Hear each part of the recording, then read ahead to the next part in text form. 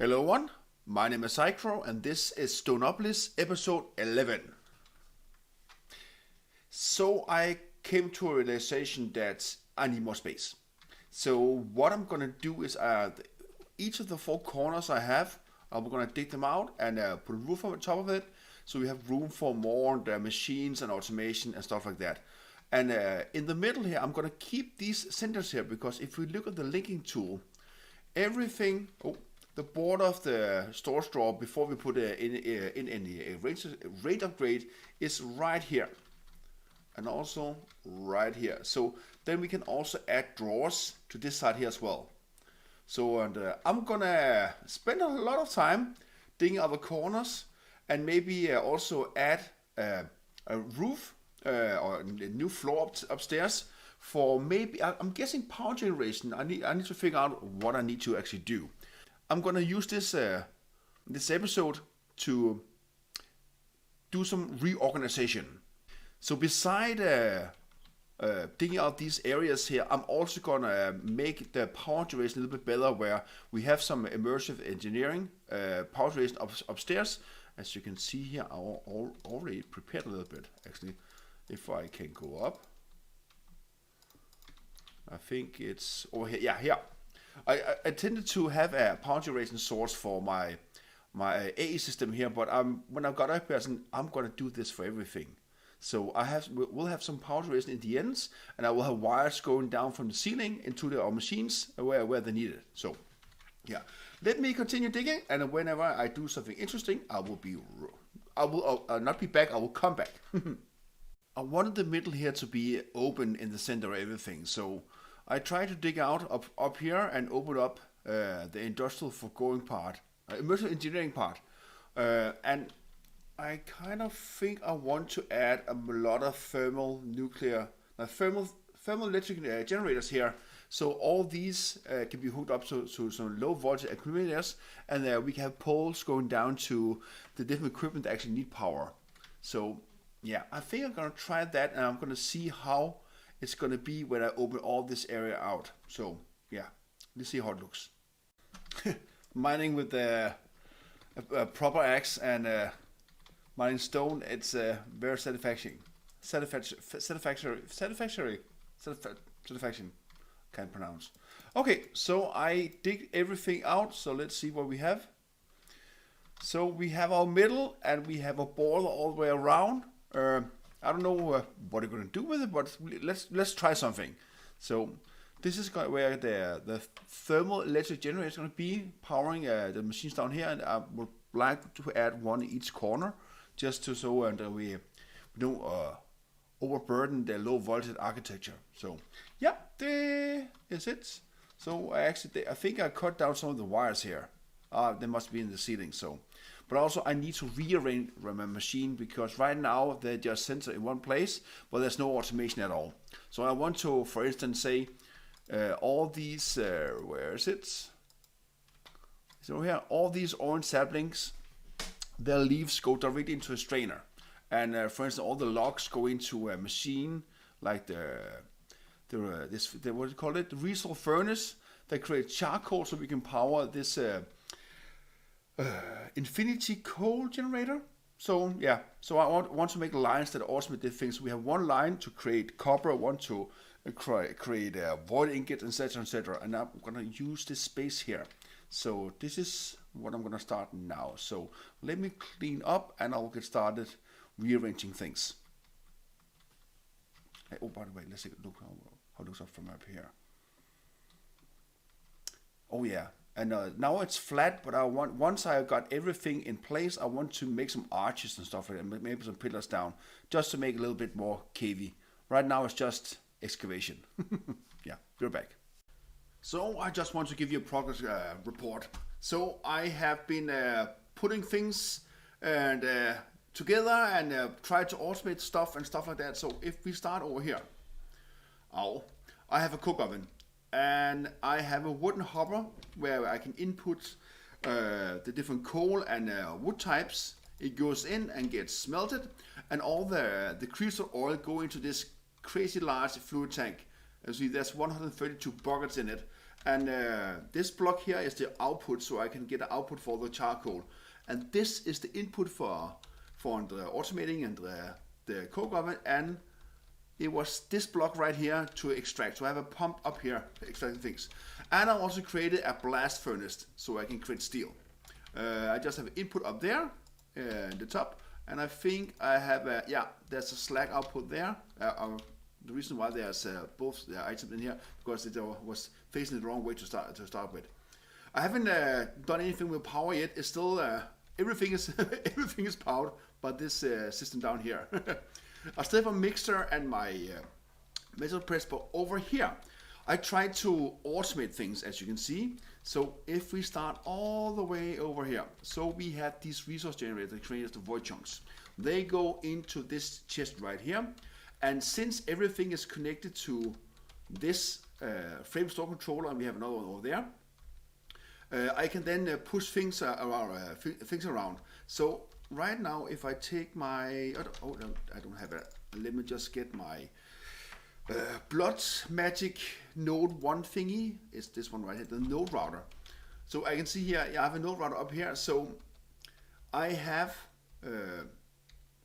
this frame controller access point that's connected to this frame controller. You can look at it, you can see all the items. I have a filter in here that extracts void chunks, orange color logs, quad mesh, because everything is being pushed back and forth. So let me explain. So the void chunk chunks are being pushed over here into this resource furnace, and they are being burned into nuggets. So they are connected here. I have an upgrade there as well. Also, I have a resource furnace that take all the orange log and make charcoal, because we're gonna use this in this machine right here. So once we have the charcoal and the void nugget, I can go in here and take, also I have garden cloth here. So I have, why is this going in here? No, there must be a mistake. Oh, that's because I'm cutting it. So up here there's a conveyor belt. Let's see here.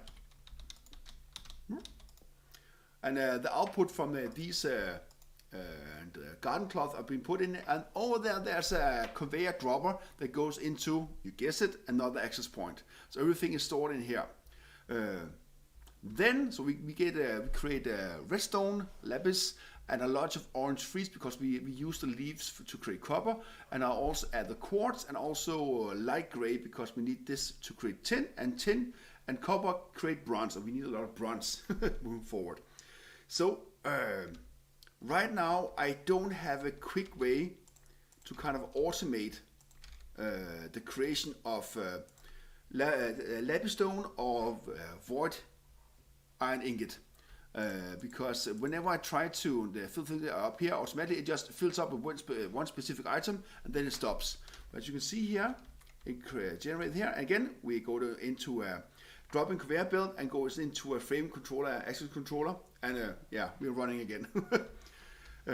So for the lapis stone, this one right here, and the void iron ingot up there, I need to create that manual, unless someone has a good idea on how I can limit the amount of item that goes into this automated engineer's workbench.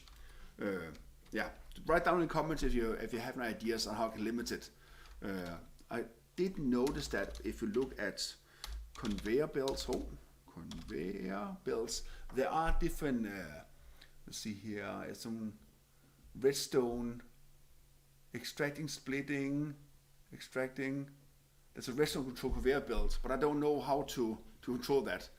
I guess this is a redstone signal, but I don't know. I had to figure that one out. But right now I just manually added to create the lapis stone and the wrought iron ingot. So as soon as the wrought iron ingot is created, it's going to go up here and go into this wooden strainer, which we have improved everything upgrade, and that creates the iron dust.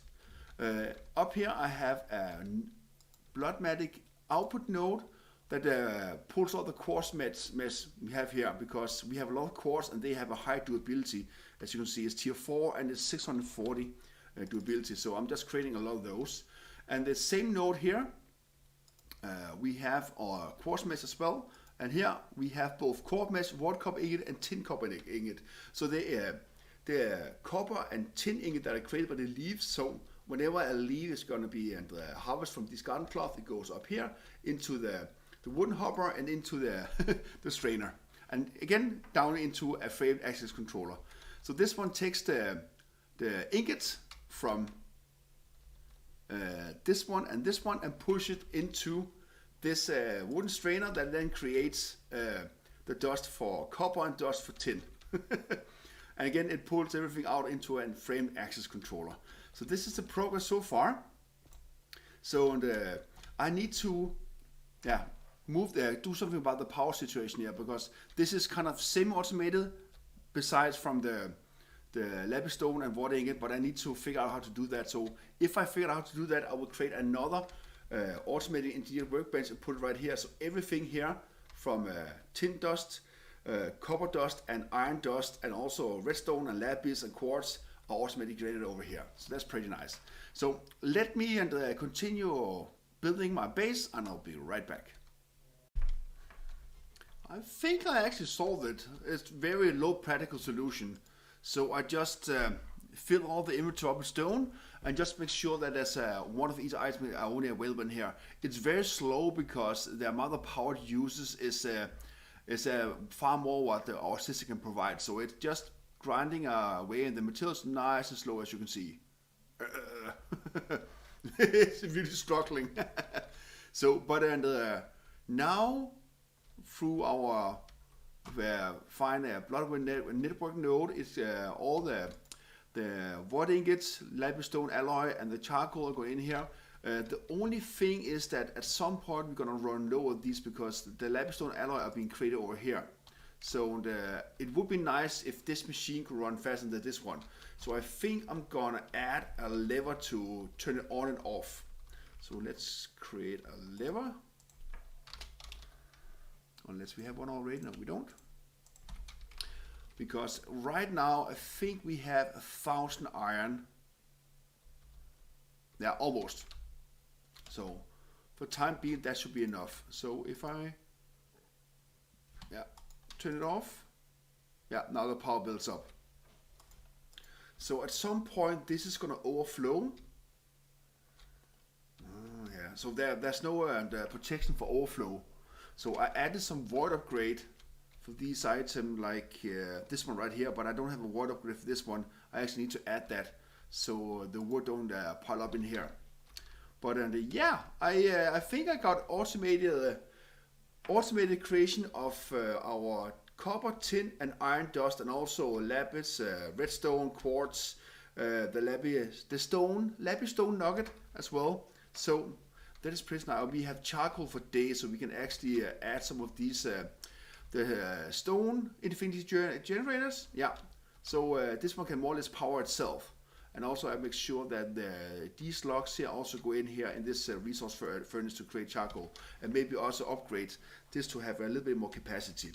So yeah, this is pretty nice.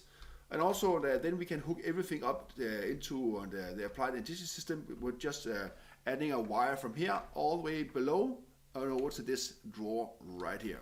So yeah, that's pretty nice. Cool. And that will be for this episode. Any question to my playthrough or the mod pack, just write down in the comments below. And if you have a better solution on how to control the creation of items using the automated engineer workbench, please let me know. I'm all ears. I can only get better. So yeah, thanks for watching, and I will see you in the next episode. Bye bye.